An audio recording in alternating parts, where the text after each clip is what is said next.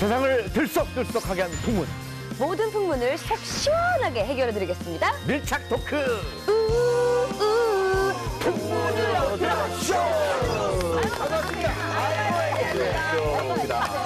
반갑습니다. 자, 핫 풍문입니다. 얼마 전에 톱 가수 A양이 미국 LA 원정 성매매 혐의로 조사를 받은 소식을 전해드렸었죠. 톱 가수 A양은 혐의를 대부분 인정을 했다고요. 검찰 조사에서 혐의를 인정했고 검찰이 약식 기소를 했습니다. 그래서 언론과 인터뷰 때도 본인이 그 부분에 대해서는 인정을 한다. 그렇지만 내가 그 돈을 받고 몸을 팔았다 이 부분에 대해서는 굉장히 불쾌하다. 절대 그게 아니다. 이렇게 그 부분에 대해서는 강력하게 부인을 했고요. 아니 근데 성매매 혐의를 인정을 했는데 몸은 판 것은 아니다. 그게 무슨 말인가요? A양 같은 경우는 아는 지인이 자기가 돈이 좀 필요했는데 돈을 빌려주마. 그냥 빌려줄 테니 안 갚아도 된다. 이렇게 해놨고 그리고 나서 얼마 안 있다가 이 지인이 뭐 너를 좋아하는 어떤 남성분이 있는데 한번 만나나 봐라. 아주 자연스럽게 그렇게 얘기했다는 거예요. 그래서 그분이 또 굉장히 서로 좋은 감정이었기 때문에 그래서 성관계를 했다는 건데 나중에야 그게 자기가 성매매라고는 전혀 몰랐는데 그때 안 갚아도 된다고 했던 그 돈이 바로 그 남자가 받은 돈이다. 그 남자한테 받은 돈이다. 이렇게 엮여서 결국에는 성매매로 이렇게 갔다는 거죠. 그렇지만 어쨌든 돈을 주고 받고 성의 대가로 했다는 그 부분에서는 경찰에서나 검찰에서 다 본인도 시인했고 약식 기소까지 된 겁니다. 근데 이번에 그 걸렸던 그 브로커가 지난번에 그 성현아 씨 브로커에 걸렸던 같은 동일 인물 아닌가요? 네, 맞아요.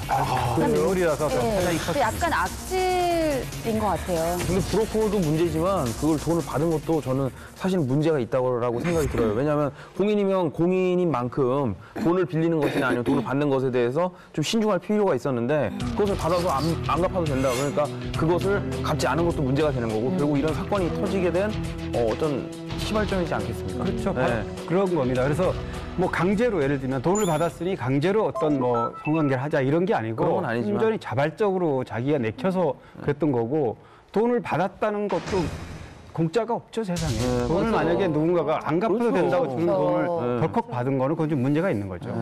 근데 성매매라는 건 사실은 불특정 다수에게 돈을 받고 어떤 행위를 했을 예, 때가 예. 그게 범죄 행위고 이건 그러면 이제부터는 누구에게도 누가 소개해주겠다, 누가 만나서 밥 먹자 하더라라는 거를 아예 하면 안 되는 거예요, 사실은. 좀 억울한 면도 없지 않아 있습니다. 그 브로커를 자꾸 제가 더 왜 악질이라고 얘기를 하냐면 전화가 왔었으니까요. 네. 아니 그리고 저 말고 또 다른 연예인들한테도 굉장히 친하게 지내려고 연락을 하면서 굉장히 호의를 많이 베풀고 이렇게 친구처럼 편한 오빠, 친구처럼. 편한 오빠, 편한 친구처럼 이렇게 대하면서 아주 친밀감의 유대를 형성한 다음에 이제 보이지 않게 몰래 그런 식으로 연결을 하는 수법이 많이 있더라고요. 제가 이분에 대해서 굉장히 좀 조심을 해야 되지 않나라는 생각이 들어서. 이 톱 가수 A양의 일들이 세간에 알려지면서 여러 명의 여자 연예인들의 이름이 적힌 정보지가 무차별적으로 유포가 돼서 지금 또 문제가 되고 있죠. 저도 받아봤는데 이 톱스타도 좀 있고 친한 연예인도 이게 많아서 제가 걱정이 되더라고요. 우리 풍문쇼에서 소문을 조금 밝혀줘야 될 것 같습니다. 뭐 누구는 2천만 원, 누구는 4천만 원, 뭐 누구는 4,500만 원, 뭐 이렇게 가격이 적혀 있어서 굉장히 놀랐고 또 B급, C급은 뭐 500만 원 선이다. 뭐 이렇게 좀 구체적인 액수까지 나와서 좀 연예인들의 피해가 컸었죠. 또 거기에 이번에 조사받은 A양, B양 이름이 섞여 들어 있어요. 그러니까요. 그러니까 이제 보는 사람들은 A양, B양은 분명 검찰 소환 조사를 받은 게 확실한데 거기에 섞여 있으니까 사람들이 착각을 할 수도 있고 진짜인 줄 안단 말이에요. 거기 또 단골 손님이 있어요. 또 계속 나오시는 분들이 계속 나오잖아요. 네. 아니, 근데 본인들한테 알려드리죠. 예를 들어서 거기에 있는 그 실명이 거론된 연예인들한테 본인의 동의를 얻은 것도 아니고 그렇죠. 이 정도 가격이면 이 정도를 내가 연결해 줄 수 있어 뭐 이런 찌라시잖아요, 사실은. 그럼 그 찌라시 만드는 쳐야죠. 아니 왜 여기 불쌍한 연예인들을 갑자기 남자가 되는데 진짜 열받게 데리고 올까요? 근데 더 큰 문제는 예전 찌라시들이 다시 유포되면서 힘들어하는 여자 연예인들이 아주 속출했다고 합니다. 그 중에 한 명이 바로 송혜교 씨가. 아니 송혜교 씨 하면 지금 송중기 씨랑 함께 드라마에서 최고의 인기를 구하고 계신데 이게 무슨 일인가요? 그게 어떻게 된 거냐면요. 네네. 네티즌이 뭐 글을 올렸어요. 친한 친구가 현재 뉴욕에서 유학 중인데 소호에서 쇼핑을 갔는데 너무 잘생긴 한국 남자가 지나가는 거다. 그래서 유심히 계속 살펴봤더니 송중기더라. 근데 옆에 꽁꽁 싸맨 여자 한 명이 있었는데 보니까 송혜교였다 라고 글을 올린 거예요. 그래서 이제 굉장히 많이 퍼지게 된 거예요. 뉴욕에서 여러 명이서 같이 있었던 거 아닌가요? 그렇죠. 이 부분에 대해서 송혜교 씨 측에서 이제 해명을 했는데 송중기와의 뉴욕 데이트 굳이 해명 안 해도 될 정도로 그냥 해프닝으로 여기고 있어요. 송중기 씨는 함께 이제 작품을 마친 뭐 친한 동료이자 후배고 이는 팬들의 관심이라고 생각한다. 이거에 대해서 뭐 유별나게 뭐 유난스럽게 대응할 건 아니라고 생각하는데 일단 그 스폰서 루머만큼은 제대로 색출을 해서 법적 절차를 밟겠다고 강경하게 입장을 밝혔죠. 태양의 후예 김우숙 작가. 요즘 그 여기저기서 비상사태라면서요? 소문에는 지금 뭐 해당한 3억 6천. 와, 송중기와 상사병을 주의해야 한다. 급성 녹내장으로 수명위기까지. 정말 지금 송중기가 나한테 막 위로하고 있는 거야. 김우숙 작가의 차기작이 더 궁금해지고 네, 요거 비밀을 제가 알고 있습니다. 사실 이번 일 같은 경우는 우리 송혜교 씨가 아주 현명하게 판단을 해서 뭐 대처를 잘한 걸로 알려져 있습니다만 큰 피해를 입는 스타들도 분명히 있잖아요. 그 최근에 또 컴백을 하려고 그러다가 이번 성매매 논란이 번지면서 물거품이 된 스타도 있어요. 아 이번에요? 네. 누구예요? 되게 궁금하다. 황수정 씨. 황수정 씨요? 왜 이거 연결이 그렇게 되는 거죠? 참 희한하게 황수정 씨는 뭐 스폰서나 성매매 얘기가 나올 때마다 이름이 거론이 돼요. 네. 그러니까 뭐 소속사에 따르면은 본인의 스트레스가 정말 상상 이상이라고 합니다. 뿐만 아니고 뭐 황수정 씨 연로한 노모들도 굉장히 막 스트레스가 굉장히 심하다고 해요. 뭐 관용이나 합의, 선처 이런 건 없이 정말 제대로 좀 잘본색원을 하겠다라는 입장을 밝혔어요. 자, 뭐 오랜만에 복귀로 굉장히 설레었을 홍수정 씨를 생각하니까 동료 배우로서 참 안타까운 마음 그지할 수가 없습니다. 흥미거리로 아주 무심결에 유포하는 루머가 스타를 떠난 한 인간의 인생을 망가뜨릴 수 있다는 사실 분명히 모두가 잘 깨닫고 느끼시길 바라겠습니다. 송중기 씨는 방화범이 됐습니다. 여성들도 요즘 저는 뭐 야근하지 말입니다. 너무 이 드라마를 보다가 실명할 위기에 처했다고 이게 무슨 얘기입니까?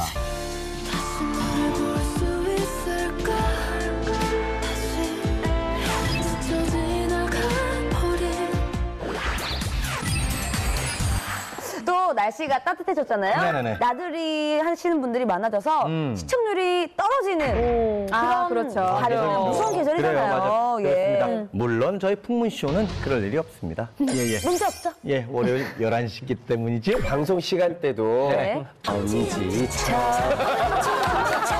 네, 아니 혹시 주제가 네네. 시청률입니까? 비슷해요. 왜요? 석천 씨, 네, 시청률을 결정하는 중요한 요소 뭐라고 생각하십니까? 역시 남주, 아땡. 여주. 아땡. 아 정답? 네. 불륜, 출생의 비밀, 이혼, 아땡, 폭력, 아땡. 폭력. 정답. 3회 전에 남자 주인공이 옷을 벗는다. 아땡. 그럼 좋죠. 저희는 좋은데. 땡입니다. 뭔가요? 네. 요즘은 이제 시청자들도 누가 쓰는 작품인지 누가 연출을 하는 작품인지까지도 신경을 써서 본다고 합니다. 그래서 이름하여 스타 작가, 스타 PD입니다. 이야. 박수. 예, 사실은 저기 왜 PD 작가 얘기라고 바꾸는 거예요, 우리? 요즘엔 말이죠. 요즘 진짜 이름만 대도 다 알만한 또 정말 스타 PD, 스타 작가들이 굉장히 많으시거든요. 맞습니다. 맞아. 가장 먼저 누가 떠오를까요? 역시 작가계의 최고봉 김수현 선생님이 계십니다. 네, 맞습니다. 김은숙 작가님, 이경희 작가님, 김수현 작가님. 배우미 작가. 굉장하죠, 배우미 작가. 사실 그 엔터 회사에 이제 투자를 할 때도 네네. 이 작가분이 몇 부작이나 계약이 되어 있는지도 그쵸. 상당히 영향을 많이 미친다고 해요. 그리고 최근에 이제 박지훈 작가 같은 경우도 거에 갔다는 얘기가 나오고 나서 CJ에서 인수를 팍 해버렸다고 합니다. 그러면은 요즘 가장 핫한 작가는 누가 있나요? 인기를 봤을 때 요즘에 그 태양의 후예 김문숙 작가가 대세지 말입니다. 아니, 송중기 씨 너무 멋있지 말입니다. 아니, 송중기 씨 드라마 때문에 요즘 직장인들이 회식에서 도망가신대요. 건강을 사수하기 위해서. 네, 송중기 씨 암지차. 정말 이거야말로 드라마의 역효과입니다. 뭐 남자들이 다 요즘에 단아까채만 쓰면 다들 보는지 송중기인지 알고. 아이고. 네, 웬만하면 요즘에 깨떡도 다 단아가로 쓰지 말입니다. 맞아. 네. 재력은 국력입니다. 숫자를 이상하게 세십니다. 행복했던 기억밖에 없습니다. 보고 싶은데 어떡합니까? 누가 봐도 군인으로 보입니다. 정말 대단한 게요. 지금 중국에서 그 프라임 시간대 뉴스에 나왔어요. 중국 공안이 송중기와 사랑에 빠질 상사병을 주의해야 한다. 진짜로? 뉴스에 나왔어요. 그게 왜 그러냐면 진짜로 진짜. 실제로 중국 공안에서 태양의 후예를 보면서 잠재적인 안전 위험이 발생할 가능성이 있다. 라고 하면서 드라마 시청 부작용에 대해서 언급을 했고요. 중국 여성들의 상당수가 송중기 상사병에 걸렸다. 한국 드라마 시청이 위험할 수도 있고 법률 문제를 일으키는 리스크까지 일으킬 수 있다라고 해서 이런 부분에 있어서 우려를 표했다고 합니다. 이건 팩트예요. 실제로 중국의 한 여대생이 태양의 후예나 치즈 인더 트랩 같은 한국 드라마를 밤새도록 몰아서 봐서 급성 용내장으로 실명위기까지 왔었다고 해요. 중국에서는 엄청나죠. 왜냐하면 지금 한 회당 1억 뷰죠. 네, 1억 뷰에다가 지금 김수현 씨를 제치고 순위, 그 한국 좋아하는 순위 1위 올라갔으니까. 네. 지금 판권 수입도 상당하다는 얘기가 들려요. 네, 태양의 후예가 최근에 일본에도 팔렸는데 회당 약 10만 달러에 판매가 됐는데요. 계산을 좀 해보면 전체 판매가는 우리나라 돈으로 약 20억 원에 일본에 판매가 됐고 또 중국 동영상 사이트에는 이미 좀 계약이 먼저 됐잖아요. 그래서 동시 방영 중인데 회당 25만 달러, 16회 전체로 따지면 우리나라 돈으로 약 48억 원가량의 수출이 된 거예요. 엄청납니다. 이게 계속해서 시청률이 오르고 있는데 이렇게 가다가는 35%까지 가지 않을까 조심스럽게 예상해 봅니다. 요즘 최근 시청률이 28.5%까지 가거든요. 비교를 하자면 귀가시계라고 했던 그 모래시계하고도 비견될 정도로 정말 인기가 지금 최고입니다. 어머니가 그거 보느라고 밥을 안 차려준다는 분이 계시고 아내가 애들 맡기고 아예 귀머거리가 되신대요. 이 정도로 정말 아무것도 안 들릴 정도로 TV에 시선이 고정이 된다고 그런 정보가 제보가 들어왔어요. 그렇죠. 네. 뭐 보고 또 봐도 지금 부족할 판에 뭘 굶으세요. 웃기지 말입니다. 아니 지금 우리 녹화하는 시간도 태양의 후예 하는 시간이에요. 여기서 그만 둘까요? 네, 그만두고 TV 시청할까 함께? 그러니까. 아니, 근데 너무 놀라운 게 저희 네. 딸이 5살인데요. 네. 그 드라마 시간 되면 거기 가서 기어가서 앉습니다. 아이도 군인 알아, 아저씨와 멋있는 거. 의성이 나오는 거 꼭 봐야 된다는 거. 그리고 저한테 이렇게 얘기했어요. 엄마 참 멋있어.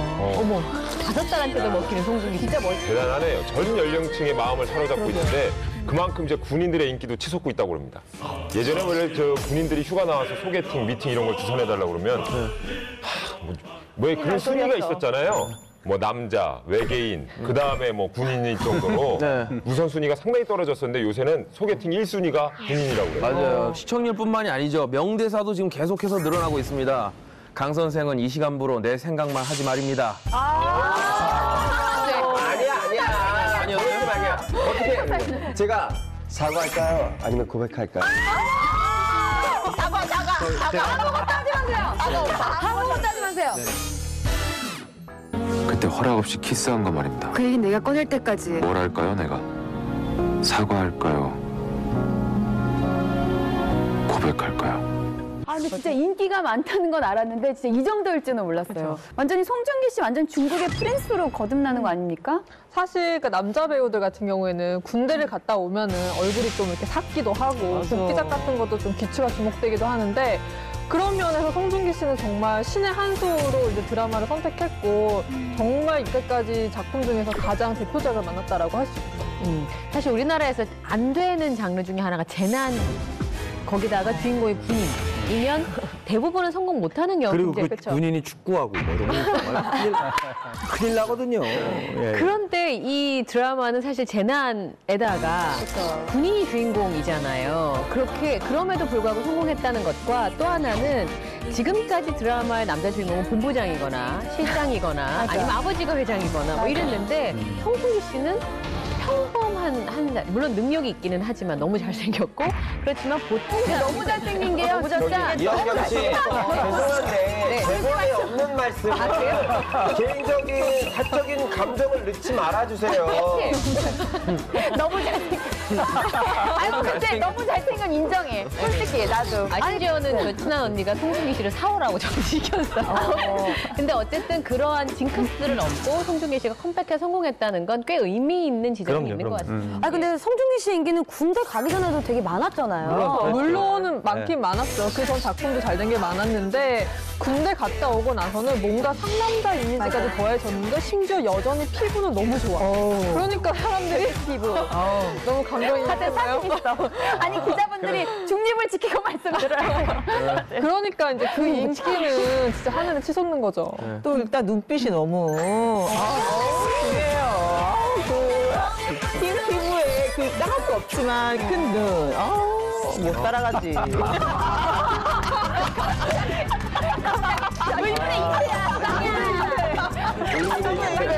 오빠 열패하겠다. 이거 빨리 넘어가야 될 것 같아요. 아니 또 오늘 내용 자체가 거기다가 또 약간 무심한 척하면서 뒤에서 또 챙겨주는 그런 것도 좋아하지 말입니다.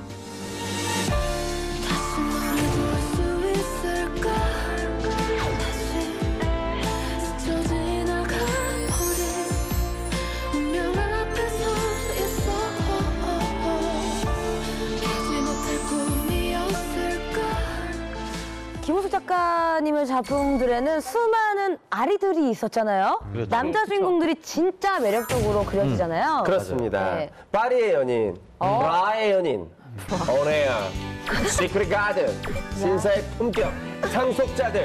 누구 하나 빼놓을 수 없이 다 매력적이었죠. 아니 그러면 우리 풍문쇼 가족들은 김우숙 작가님의 드라마 중에 가장 기억에 남는 장면 뭐가 있으세요? 영대사 있죠. 뭐요? 애기야 가자. 빨리. 내 거라고 왜 자신 있게 말을 못해? 야 뭐야? 박신양이야. 박신양에도 최민수를 이 넣어. 남자가 내 남자라고 왜 말을 못해? 이 남자가 내 남자라고 왜 말을 못해? 주현이야. 박신양이야. 저 남자가 내 사람이다. 저 남자 내 애인이다. 왜 말을 못하냐고.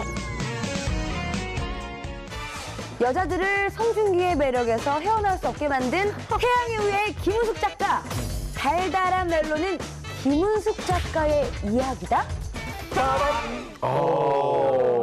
작가의 10대 이야기라고요, 그러면? 아니 근데 진짜로 그 생각을 했어요. 연애도 해본 사람이 알고 고기도 먹어본 사람이 안다고 진짜 이 드라마 속의 그 달달한 멘트 같은 거나 행동 같은 게 진짜 큰 몫을 해서 이 드라마가 대작이 되지 않았나 싶어요. 저도 시크릿 가든 뭐 파리의 연인 이런 거 정말 즐겨봤었거든요. 거기서도 지금 너한테 빠져들고 있다고 내가. 길라임 씨는 언제부터 이렇게 예뻤나? 길라임 씨는 몇 살 때부터 그렇게 이뻤나? 작년부터? 혹시 나 너 좋아하냐? 흐트러졌어요. 천국에서 떨어지느라 미처 신경을 못 썼나 봐요. 뭐 약간 그 김은숙 작가님이 주어와 수어를 이렇게 약간 바꾸는 그런 문장들이 많이 나오잖아요. 그러니까 이지혜 씨가 느껴본 바대로 약간 본인의 얘기를 했다고 생각하기에는 대사들이 좀 비현실적인 감이 없잖아 있어요. 뭐 이 안에 너 있다. 파리 연인의 이동건 씨 대사. 이동건 씨가 하니까 멋있는 거죠. 숱하게 또 많이 따라했었거든요. 드라마니까 먹히는 거고. 사실 약간 비현실적이지만 끌릴 수밖에 없는 그런 그 캐릭터의 정수가 바로 김은숙 작가가 보여주는 신데렐라. 신데렐라 캐릭터죠. 맞아. 그래서 항상 사람들이 내재된 어떤 신분상승의 꿈을 현실이 아닌 공상으로라도 이룰 수 있도록 만드는 그런 일종의 대리만족을 보여주는 거죠. 전작이었던 상속자들 때도 그 김우빈 씨가 맡았던 최영도 아리가 정말 그랬죠. 그 박신혜 씨가 좀 가난한 설정이었었잖아요. 그 박신혜 씨한테 너 왜 이런 데서 자냐? 해주고 싶게. 뭐 이런 식의 대사를 해서 우리가 여자들이 되게 듣고 싶은 그 남자들한테 듣고 싶은 맞아, 그 대사를 너무 정확하게 써내시는 거예요. 그래서 네. 정말 외로울 때 그걸 보면 내가 정말 저 남자한테 위로받듯이 정말 지금 송중기가 나한테 막 위로하고 있는 거야. 지혜야. 얼굴이 빨개지셨어요. 지혜야. 너 왜 이런 프로에서 고생하냐? 내가 방송국 하나 만들어주게. 되게 멋있다. 너무 방송국 하나 만들어주겠네. 이런 식으로 김문숙 작가님은 맞아. 상상의 나래를 충분히 이렇게 대리만족하죠. 여자의 마음을 너무 잘 알고 남자가 어떻게 아니 그럼 우리 유시진 대위 그 달달한 멜로가 작가님의 이야기랑 풍문이 진실입니까? 아, 이번 드라마 그런 건 아니고요. 그 프라이 연인의 최상현이라고 하는 캐릭터가 나오잖아요. 네네. 김문숙 작가 남편의 이름입니다. 이 드라마가 만천하에 공개되고 난 다음에 김문숙 작가가 지금 남편한테 이 세상 사람들이 당신의 이름을 다 알게 됐으니까 이제 아무 데도 못 간다. 이러면서 프로포즈를 했어요. 네. 멋져. 저는 이 작가님 실제 열애 스토리가 진짜 궁금한 게 대체 얼마나 뜨거운 사랑을 하면 이렇게 로맨틱한 대박 드라마를 그렇게 줄줄이 쓸 수 있는지. 맞아요. 아니 어디 드러나 봅시다. 근데 김은숙 부부에게 가장 의미 있는 곳이 필리핀이라고 해요. 왜냐하면 김은숙 씨가 자신의 히트작인 파리의 연인을 끝내고 여행 간 곳이 필리핀이었는데 마침 그곳에서 지금 남편을 이제 만난 거죠. 그러니까 실제로 김은숙 씨가 굉장히 적극적으로 남편한테 대시를 했는데 그 프라이 연인에 보면 왜 전도연 씨가 그 최상현 역을 하는 김지옥 씨한테 막 적극적으로 대시하잖아요. 그 노래방에서 노래 부르던 당돌한 여자 부르던 씬이 전 아직도 기억이 나는데 그것처럼 그렇게 다가가는 모습이 김은숙 작가의 본인의 자기의 모습이었다고 합니다. 그럼 그래서 결혼에 골인을 하게 되는 건가요? 예, 2006년에 3월 아까 말씀하신 것처럼 서울에서 결혼식을 했고 8월에 건강한 딸을 순산했습니다. 프라이 연인 집필을 마치고 필리핀에 보름 동안 있었는데 그때 아이가 생겨서 일사천리로 결혼이 진행이 됐다고 합니다. 아니 그런데 데뷔를 어떻게 하셨는지 궁금해요. 그러니까 온에어에 나오는 송윤아 씨처럼 우아하게 데뷔를 하셨는지. 그러니까 이분의 데뷔도 상당히 특이하다고 들었어요. 보통 드라마 작가하면 이제 보조 작가부터 차근차근 밟아 올라간다고 하잖아요. 근데 그런 과정 없이 32살에 바로 드라마 작가로 데뷔를 했다면서요. 대학 졸업 후에 지인이었던 제작 PD가 한번 써보지 않겠냐라고 제안을 했다고 합니다. 이제 그때는 사실 뭐 기획서가 뭔지 뭐 드라마가 뭔지 작가가 뭔지 잘 모를 때였는데 그래서 그냥 아는 동기랑 머리를 싸매고 일주일 동안 작품을 썼다고 해요. 근데 그게 방송국에 편성이 된 거예요. 그 작품이 바로 태양의 남자. 최민수 선배님하고 최명길 씨하고 멜로드라마인데 시청률이 꽤 많이 나온 걸로 알고 있는데 22%까지 나온 걸로 알고 있거든요. 네, 맞아요. 당시에 월급 70만 원을 준다. 이 말에 70만 원을 꽂혀가지고 쓰게 된 거예요. 대단하다. 야, 뭐 드라마 작가라서 그런지 뭐 상당히 드라마틱하네요, 정말. 시작부터 어떻게 보면 쫙 고속도로를 탄 거네요. 그 이후로도 뭐 물론 승승장구하셨지만. 2003년에 태양의 남쪽으로 데뷔를 했고 이 작품에서 굉장히 호평을 받았죠. 그리고 나서 파리의 연인, 그 이후에 프라이 연인, 그다음에 온에어, 시티홀 하는 작품마다 다 히트를 쳤고요. 아, 이것도 다 하셨고. 회당 나중에는 3천만 원 A급, 초 A급 작가로. 대박이다. 월급이 원래 70만 원이었는데 회당 3천만 원이면은 한 달에 이제 1억 2천 정도인 거죠. 그러면은 또 이제 3달이면은 3억 6천. 와, 엄청 그냥 수직 상승을 하셨네요. 김은숙 작가가 드라마 속의 길라임처럼, 자신의 드라마 속의 길라임처럼 정말 현대판 신데렐라를 연상시키는 이유가 어렸을 때도 굉장히 일찍 아버지를 여의고 홀어머니부터 힘들게 삼남매를 자라서 굉장히 어려운 성장기가 있었어요. 월세 30만 원짜리를 살았고 새우 과자 하나로 3일을 버틴 적도 있다고 그래요. 그러니까 못 먹는 게 제일 서러운 거잖아요. 네. 저희가 몰랐었었는데 그때는 신인 작가이기 때문에 그 정도를 받긴 했지만 지금은 정말 내노라는 스타 작가님이시잖아요. 3천만 원보다 좀 더 많이 받을 수도 있지 않을까요? 예. 뭐 소문에는 지금 뭐 회당은 7천에서 8천 정도로 알려져 있는데요. 본인이 뭐 딱 통장을 보여주시지 않는 이상은 정확하게 얘기할 수는 없습니다. 10편 전체가 다 히트를 한 거 아닙니까? 물론 처음부터 그런 대우를 받는 스타 작가는 아니었고요. 파리의 연인 그 시청률이 57.6%라는 대기록을 달성했지만 그때까지도 김은숙 작가는 아직은 신인 작가였어요. 그때 당시에 회당 원고료가 135만 원이에요. 말도 안 돼, 이거. 그런데 한 줄에 한 이마저도 줄에. 회당. 회당? 회당. 그래? 회당 135만 원이었는데 진짜 회당? 그렇다고. 그런데 좀 와봤어요. 그런데 그때 공동 집필을 했어요. 그러니까 둘이 나눴으니까 70만 원도 못 받은 거죠. 그렇죠. 진짜요? 근데 진짜 반전이다. 50%가 넘는 시청률이었는데. 와. 그 당시에 이제 한국 방송작가협회에서 60분을 1회 기준으로 149만 원이었어요. 그러니까 그 기준에도 못 미치는 거죠. 135만 원이면. 아무리 그래도 이게 좀 보너스가 있지 않을까요? 인센티브? 시청률 일정 이상 가면은? 네, 요거 비밀을 제가 알고 있습니다. 이제 그게 당시 파리 연인 제작사가 그것 때문에 항의 전화를 엄청나게 많이 받았대요. 어떻게 그렇게 착취를 할 수 있느냐. 근데 이 파리 연인 제작사가 김은숙 작가의 데뷔작이었던 태양의 남쪽의 제작사기도 하거든요. 근데 그 당시 원고료가 사실은 데뷔작보다 더 낮게 책정이 돼 있었던 건데 그 이유가 사실은 SBS 계약을 통해서 특별 원고료, 특고료를 이미 지급을 했기 때문에 그래서 아까 말씀드린 것처럼 한 회당 작가료가 낮게 책정이 돼요. 특별 원고료라는 게 뭡니까? 그러니까 작가 원고료에 숨어있는 1인치인데요. 사실은 단막극 하나 제대로 나간 게 없잖아요. 아까 김일중 아나운서 얘기한 것처럼. 사실 경력이랄 게 별로 없는데 태양의 남쪽을 보니까 너무 괜찮다고 판단을 한 거죠. 그래서 회사에 묶어두려고 미리 일정 금액의 돈을 지급을 한 거죠.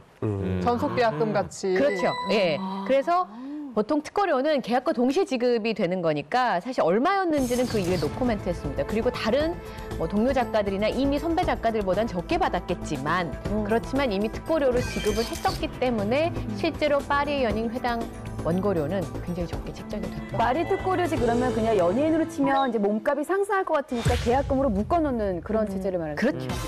씨, 깡패 아는 사람 없어요? 깡패 아는 사람 더러운 젖은 걸레로 얼굴을 닦인 기분이다. 진짜 너무 스트레스 받아서 원형 탈모증까지 생겼었대요. 솔직하게 합시다. 네, 자세한 얘기를 한번 나눠보도록 하죠. 아니 듣기로는 김은숙 작가님이 섭외에 굉장히 곡을 들으신다고 해요. 한 번 찍으면 무조건 출연시킨다. 약간 이런 게 있으신가 봐요. 네, 지난해 5월 26일에 고성의 22사단에 송중기 씨가 만기대대를 했는데 그날 태양의 후예를 쓴 김은숙 작가가 차기작으로 자기 작품을 선택해준 송중기 씨를 만나러 갔다는 거죠. 아까 보니까 그 드라마 작가님도 오신 것 같더라고요. 근데 그 작가님 직접 입대 소년이라고 그거를 만들으셔가지고. 저 작가님 오셨다고? 못 보셨죠? 네, 여기 어디가 계실 거예요. 무슨 몰카인가요? 오실 리가 바쁘신 분이 그럴 리가 없을 텐데. 그렇게 바쁜 분이 왔을 리가 없다며 혹시 몰래카메라 아니냐 뭐 이런 반응을 보인 적도 있다고 와, 김은숙 작가님 대단하다. 김은숙 작가가 가끔은 아주 특별한 방법으로 섭외를 한다고 합니다. 예전에 휴대폰에 있는 배우 1000명에게 투표 인증 사진을 보내면 다음 작품의 대본을 보내드리겠다라고 했는데 실제로 온 배우가 있습니다. 바로 최원영 씨. 어머. 네. 네. 그래서 실제로 상속자들의 출연을 하셨죠. 진짜로요? 네, 대본을 보낸 거죠. 찍히면 섭외를 한다고 하셨는데 김은숙 작가님한테 찍힌 배우들 대체 누가 있었죠? 과거에 이런 일이 있었어요. 김은숙 작가가 직접 한 얘기인데요. 본인이 이제 질투는 나의 힘이 된다 이런 말을 했고요. 담호 드라마가 방영될 때 질투가 날 정도로 담호에 출연한 배우와 그다음에 스토리와 영상에 대해서 굉장히 감명을 받았다고 그럴까요? 그리고 나서 나중에 그 담호 3인방을 자기 작품에 다 출연시켰어요. 예를 들면 이제 시크릿 가든의 하지원, 또 연인의 이서진, 그다음에 프라이 연인의 김민정, 트리플 크라운을 스스로 만들었습니다. 네, 보통 드라마를 보다가 이 배우가 괜찮다라고 생각을 하면 이제 섭외에 들어간다고 하는데 특히 국가에서 그 드라마를 보면서는 본인의 SNS에 구원령이라면서 글을 올렸었어요. 그러니까 구원령에 대한 정말 아리를 한 모습을 그대로 드러냈었는데 그래서 그 다음 작품이었던 상속자들에서는 부원령 역할이었던 그 최진혁 씨를 섭외를 해서 아주 멋진 역할로 배역을 하나 줬었죠. 아니 뭔가 좀 약간 그런 것 같아요. 내가 이렇게 상상하는 로맨틱한 상황을 만들고 또 거기에 내가 원하는 인물까지 이렇게 넣어서 이렇게 너무 이렇게 완벽하게 이렇게 대리만족을 하는 거잖아요. 맞아요, 맞아요. 너무 부러워요. 저도 이렇게 한번 써볼까 봐요. 뭘요? 엄지척 쓰세요. 네, 알겠습니다. 아니 그 외에도 장동건 씨 같은 경우에는 정말 사심 캐스팅이었다고 해요. 장동건 씨 워낙 오랜 팬이기도 했고 꼭 한번 작품을 하고 싶었었는데 그 장동건 씨가 이제 드라마 복귀 한 12년 만에 드라마 복귀를 하는 타이밍을 앞두고 김은숙 작가가 이제 그 신사의 품격으로 계속 러브콜을 보냈는데 그때 당시에 다른 작품이랑 이렇게 스케줄이 좀 조율이 안 되는 상황이었고 이미 편성은 정해진 상황이었기 때문에 장동건 씨가 아무래도 스케줄 때문에 좀 힘들 것 같다라는 뜻을 보였다고 해요. 그러자 편성을 바꿨습니다.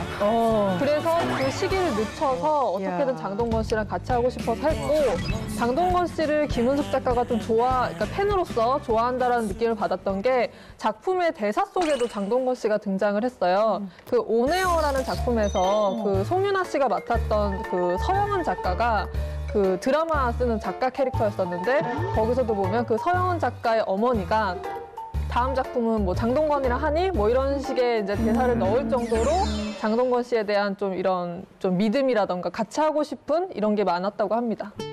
저 이장관이 그 김일선이 장동건이 신문아 이병헌이 다 데리고 있는 거기 사장이에요. 장동건이 잘 있지? 장동건 씨 잘 있겠죠?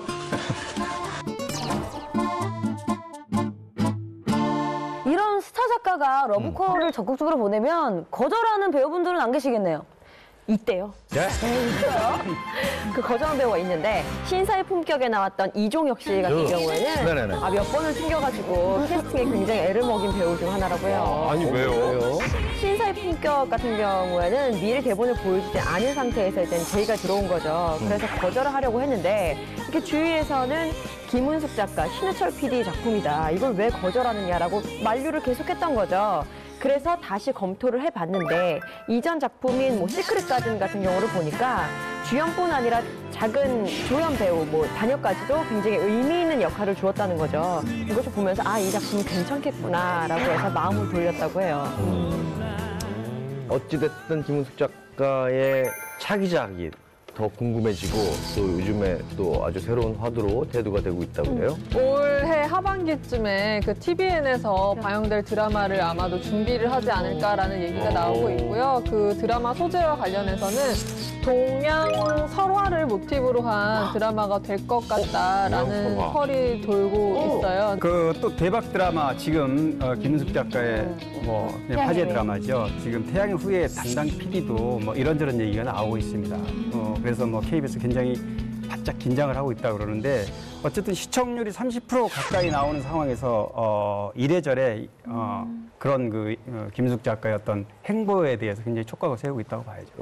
로맨틱 드라마의 여왕이 김은숙 작가라고 하면 가족 드라마의 대모, 스타 작가의 원조격이라고 할 수 있는 그분을 좀 만나볼까요?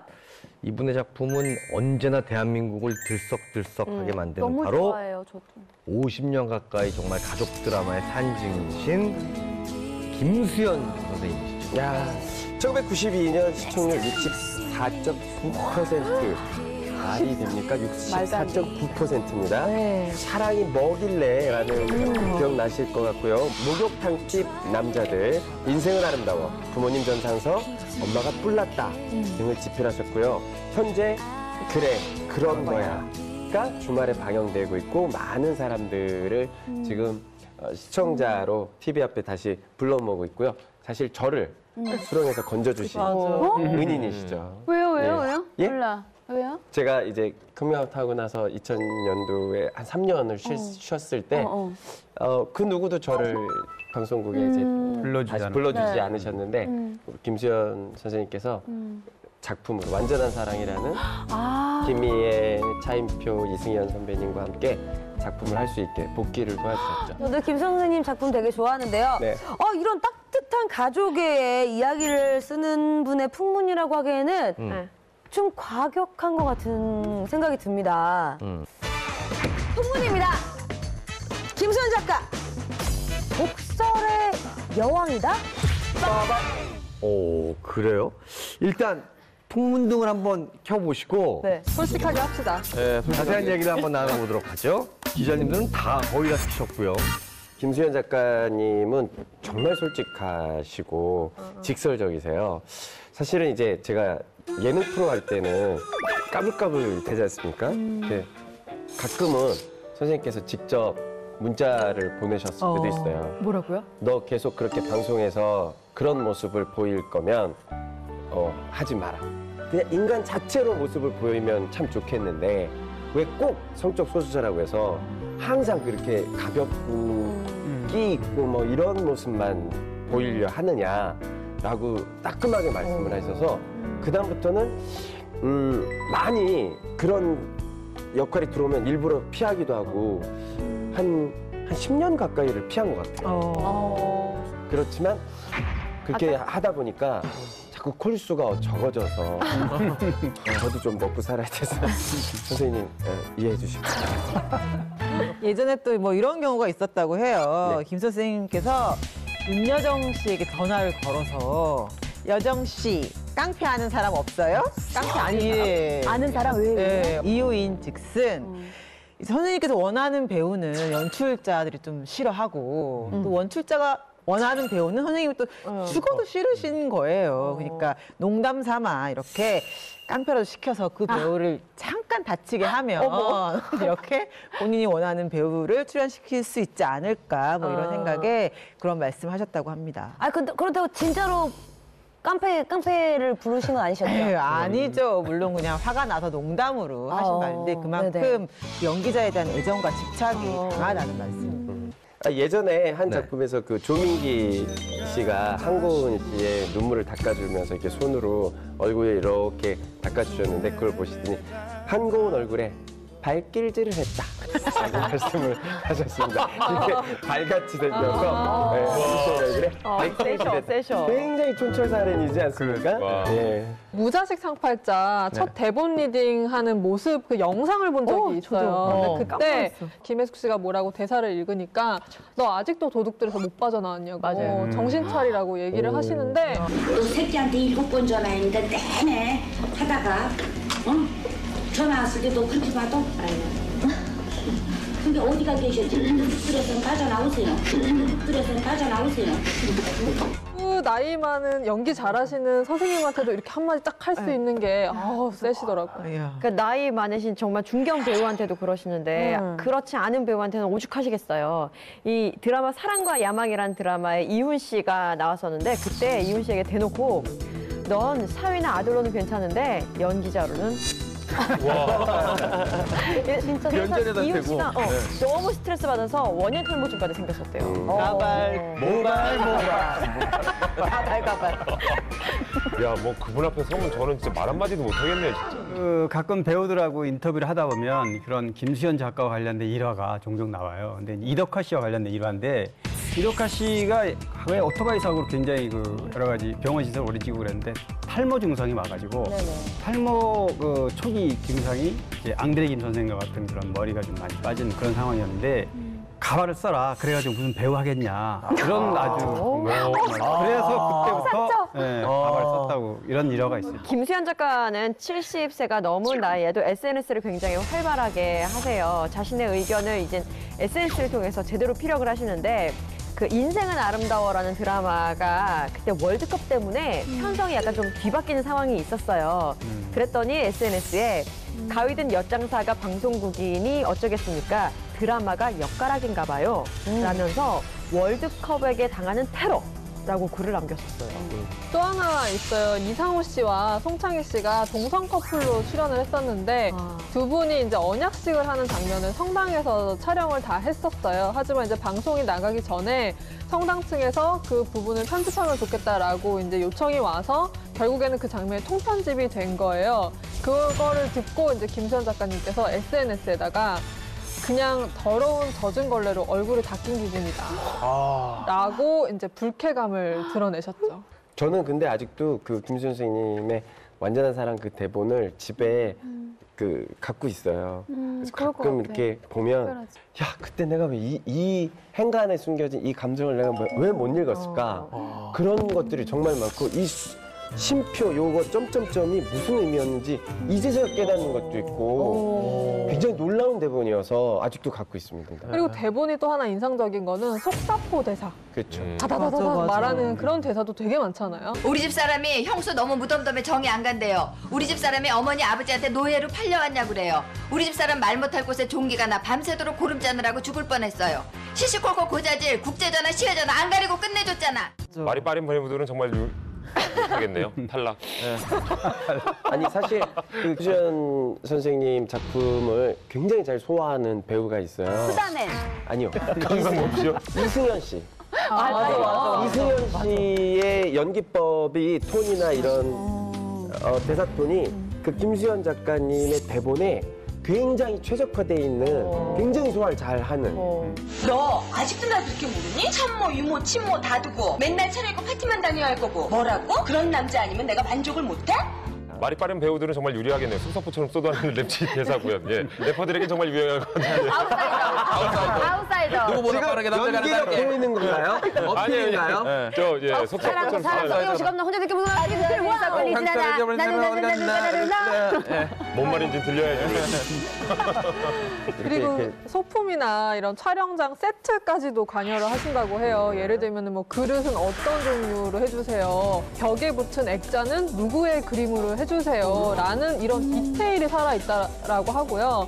그러니까 음식 먹는 장면이 되게 많잖아요. 뭐 예를 들어 미역을 예를 들면은 미역은 2번 먹을 정도만 뭐 불려주세요. 라는 이 정도의 디테일이 살아있다고 합니다. 미역한테 대사가 있는 것도 아닌데. 그러게요. 와. 세밀하게 묘사를 해주는 거죠. 네. 완전 세밀하게. 배우한테도 이제 스타일적인 면에서도 좀 조언을 하시는데 예전에 전광열 씨가 머리를 한 가닥을 내리는 이마 쪽으로 내리는 고 나왔었대요. 근데 그거 유행도 됐었겠죠? 돼지꼬리. 그런데 예, 그때 유행했어요. 지금은 뭐 쉼표머리 그런 네. 것처럼. 네. 근데 다음 회차 녹화를 하는데 지문에 그렇게 써 있었대요. 안 멋있으니까 머리 올리세요. 지문에 드라마 대본에. 배우 이덕화 씨 같은 경우에는 대본을 잘못 외우셔가지고 뭔지 알겠어요.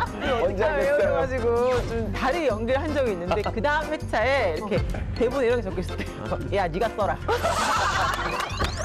그런 좀 시원하게. 귀여우시잖아요. 와, 그러니까 배우들 보면서 깜짝 놀라지만 그래도 기분 나쁘거나 그러진 않을 것 같아요. 사실 김수현 씨 작품, 김수현 씨 대본에는 그 뭐 대사량도 우선 많지만 애드리브 자체를 절대 못하게 합니다. 맞습니다. 그러니까 대본에 없는 얘기를 하는 경우에는 문제가 되는 거죠. 그래서 대본대로 정확하게 소화하지 못할 경우에 선후배 가릴 것 없이 그냥 가차없이 직격탄을 날리고. 맞습니다. 그러니까 가장 중요한 거는 연기력인데 그래서 연기를 못한다 그러면 뭐 당신은 이 드라마는 전 국민을 상대로 하는 건데 연기를 못하면 멍청하거나 연기를 못하면 필요 없다 이렇게 아예 까놓고 얘기를 하는 스타일이에요. 이렇게 까다롭기로 소문난 작가님과 사회적인 이슈가 되는 주제의 드라마를 아주 한결같이 함께 나 뭐라 그러는 거야 지금? 이렇게 하시면 김 선생님한테 진짜 혼나요. 아, 예. 아주 그 연기를 제대로. 뛰어 말하기를 굉장히 잘해야 됩니다. 레드선. 이렇게 까다롭기로 소문난 작가님과 사회적 이슈가 되는 주제의 드라마를 아주 한결같이 함께 호흡 맞춘 PD님이 또 계시다면서요? 맞습니다. 정을경 감독님. 예. 정을경 감독님 정말 잘 아시죠? 근데 사실 정을경 감독님도 한성격 하시는 분이시거든요. 두 분이 참 개성이 뚜렷하신 두 분이신데 같이 이렇게 호흡을 하시면 김수현 선생님의 대본을 최고로 정확하게. 그래서 김 선생님께서 사석에서 하신 말씀이 정을영 감독님의 그 화면 찍은 거를 보면 그 김수현 작가님이 생각한 속도감이라는 게 있지 않습니까? 그 속도감을 너무나 정확하게 잘 찍으신다는 얘기를 하신 것 같아요. 그러니까 이제 그동안에 사실 그 까다롭게 소문난 김수현 작가의 그 작품을 가장 많이 한 PD가 바로 정을영 PD입니다. 그래서 두 사람이 만나서 뭐 불륜이라든가 아니면 동성애, 사회적으로 이슈가 되는 것들을 잘 풀어내고 잘 얽어내서 굉장히 그 자극적인 소재임에도 불구하고 잘 시청자들에게 잘 흡수해서 시청률을 많이 냈던. 근데 제 기억으로 이 정을영 감독님이 아마 그 스타의 아버님이시죠? 맞습니다. 예. 우리 정경호 씨의 아버님이시다. 맞아요. 아 근데 혹시 이분이요 그 박정수 씨와 이렇게 열애 중이신 그분 아니에요? 그렇죠, 맞아요. 이게 박정수 씨가 한 아침 방송에 나와서 내가 아직 재혼 생각은 없지만 그래도 좋은 만남을 갖고 있는 남자친구가 있다라고 말을 했었는데 그 상대가 정을영 감독이라는 게 밝혀졌고요. 지난 2009년에 조심스럽게 연인 사임을 인정을 했죠. 근데 진짜 멋있는 것 같아요. 그 나이와 상관없이 연애를 굉장히 쿨하게 인정하는 이거 진짜 멋있는 것 같아요. 네. 저도 잘 아는 감독님인데 굉장히 카리스마도 있으시고 그 사실은 속이 굉장히 여리세요. 여리시고 또 자기가 이 마음에 두고 있는 사람들한테 굉장히 아주 큰 마음 씀씀이를 쓰시는 분인데 김수현 작가님 하면 또 부러운 게 김수현 사단이라고 그쵸. 불리우는 배우들이 있잖아요. 그렇습니다. 그러니까 김수현 사단에 들어갔느냐 안 들어갔느냐에 따라서 뭐 부러운 반, 시샘 반인데 또 그걸 약간 나쁘게 좀 보는 사람도 물론 있습니다. 거기에 빗겨나 있는 사람들이겠죠. 주로 김수현 사단 그러면 강부자 씨부터 시작해서 이순재, 윤여정, 김혜숙, 송승환 씨 이런 분들이 이제 그 사단으로 분류가 돼 있고요. 좀 젊은 쪽에서는 김희애, 이승현, 윤다운 이런 젊은 군단이 또 있습니다. 김수현 사단에 우리 윤여정 선생님도 계시지만 우리 김희애 선배님도 빠질 수가 없죠. 그럼요. 네. 근데 그 김수현 사단이 되기까지는 꽤 시간이 오래 걸렸다고 그래요? 네.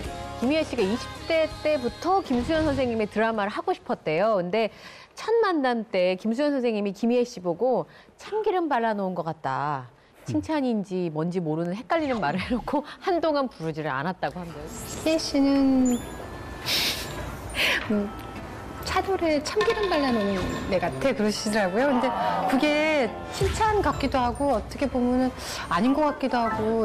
진짜 헷갈리는데요. 이게 칭찬인지 이미지가 아니면 아닌지. 그냥 피부가 좋다. 뭐 이런.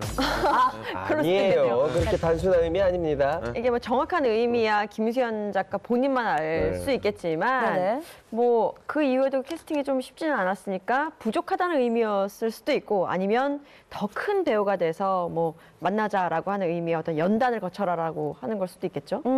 그래서 그런지 그 김희애 씨 본인은 아이를 둘 낳고 나니까 그때야 이제 불러줬는데 그게 2003년에 그 우리 홍석천 씨도 출연했던 완전한 사랑입니다. 거기에 작품에 출연했고 2004년에 부모님 전상사에 출연하면서 이제 김수현 사단으로 분류가 됐죠.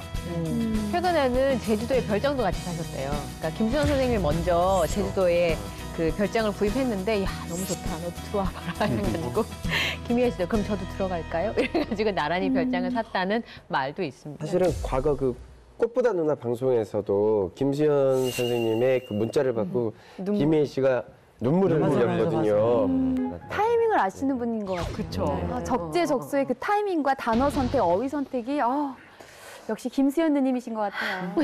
아니 또 살갑게 챙기시는 게 정말 가족 같은 느낌도 있고 그러네요. 앞서서 막 덕설 날리던 그런 선생님과 좀 되게 다른 또 느낌이 있으신 것 같아요. 그래요. 윤여정 씨 같은 경우는 이 중에서 45년 지기 친구 사이고요.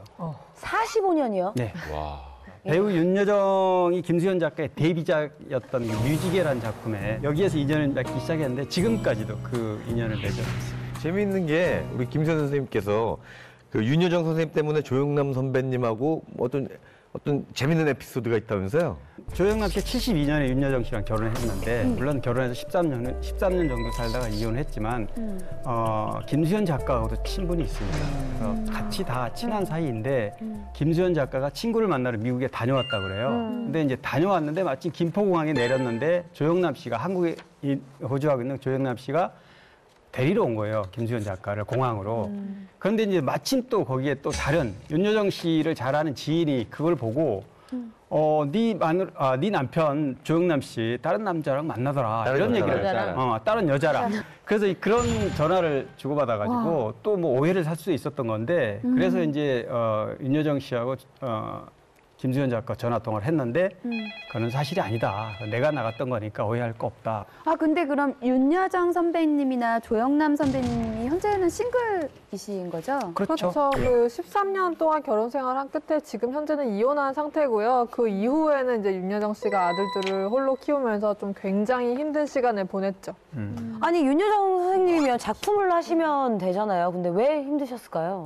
그게 지금하고 조금 상황이 달라서 사연이 좀 있는 게 사실 그 이혼을 하기 전에 윤여정 선생님은 세시봉의 여신이었잖아요. 맞아. 그리고 패셔니스타로도 굉장히 유명했단 말이에요. 근데 그때 지금보다 훨씬 더 보수적이었던 그때 당시 문화로 그랬던 그녀가 이혼을 하고 돌아왔잖아요. 그때 그걸 지켜보던 김수현 작가님이 윤여정 씨에게 한마디 하셨답니다. 뭐라고요?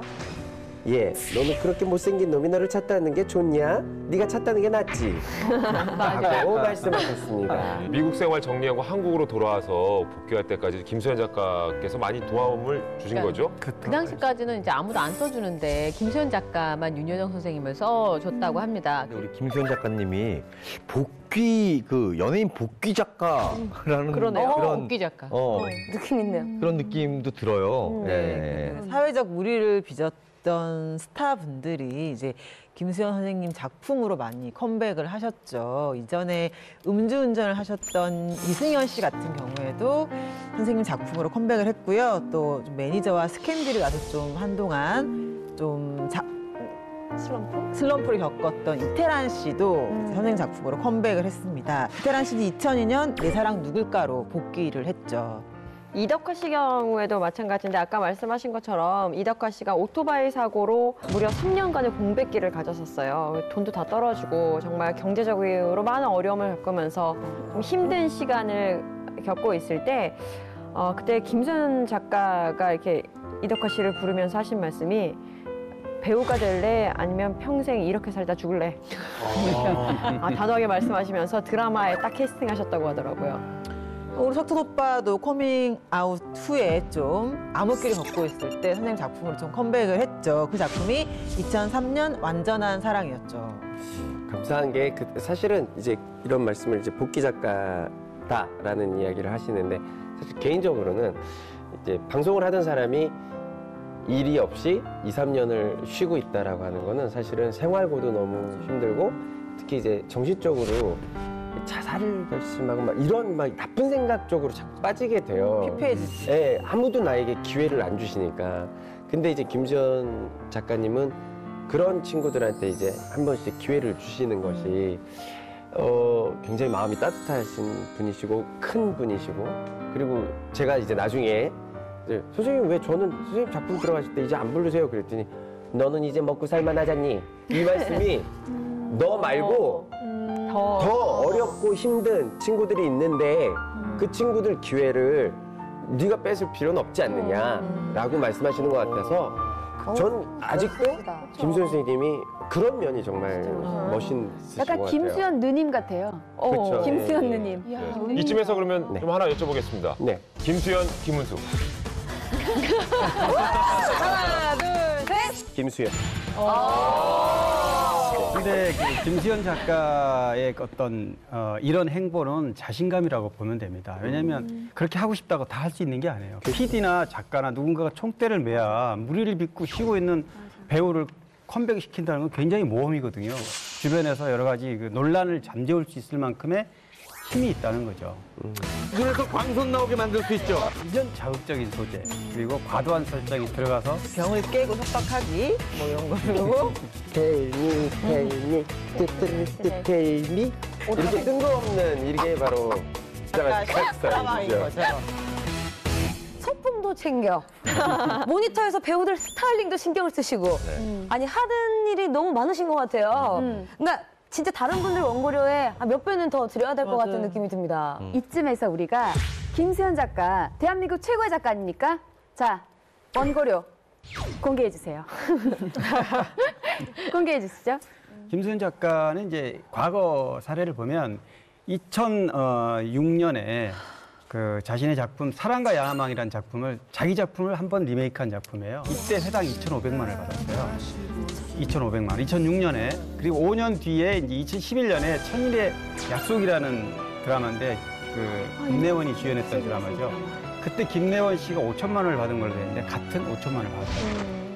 그리고 이제 종편 드라마, 종편이 개국되고 나서 방영됐던 종편 드라마 무자식 사극팔자 때가 이제 1억 원이었다고 그러는데 이때는 사실 뭐 최고 수준으로 받는 거는 알지만 실제로는 한 6천에서 7천 정도다 회당 좀 부풀려진 게 아니냐 이런 얘기가 나돌았습니다. 야, 근데 어쨌든 작가 생활 하신 지가 벌써 45년이 넘으신 거잖아요. 단순 계산만 해도 뭐 엄청난 재력가일 수도 있겠다. 네. 예. 김수현 작가님 차가 거든요. 이게 5억이잖아요. 그러니까 10억 가지고 5억짜리 차를 사지는 않았겠죠. 분명히 뭐 한 100억 정도 있으니까 5억짜리 차를 샀을 거라는 생각을 해요. 그래서 한 100억 이상 있지 않으실까. 근데 김수현 작가님이 계신 그 회사가 웍스인데 1년 매출을 보니까 한 150억 정도가 나오더라고요. 근데 회사가 적자예요. 김수현 작가님한테 돈을 다 드린 게 아니냐. 네, 이런 계산이 좀 나옵니다. 뭐 하여튼 할 말은 또박또박 다 하시면서도 또 이게 또 따뜻한 마음을 가지고 계시고 또 그런 드라마는 사실은 그 사람에 대한 인간애가 없으면 쓰기 힘드신 드라마인 거거든요. 그래서 정말 스타 작가는 괜히 나오는 게 아니라는 생각이 뭐 절로 들고요. 선생님 하여튼 존경합니다. 네, 네 멋지십니다.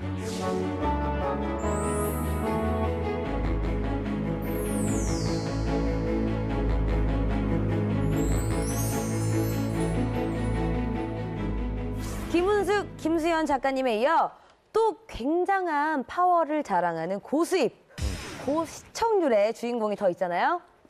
누굴 것 같으세요? 누굴까? 고수입으로만 뭐 그럼 너무 좀 광범위하지 않습니까? 좀 더 힌트를 줘봐요. 오늘은 홍석천. 네? 내일은 김충. 뭐예요? 내일 모레는 누굴 죽이지? 누굴 죽이지? 오! 무섭다. 아니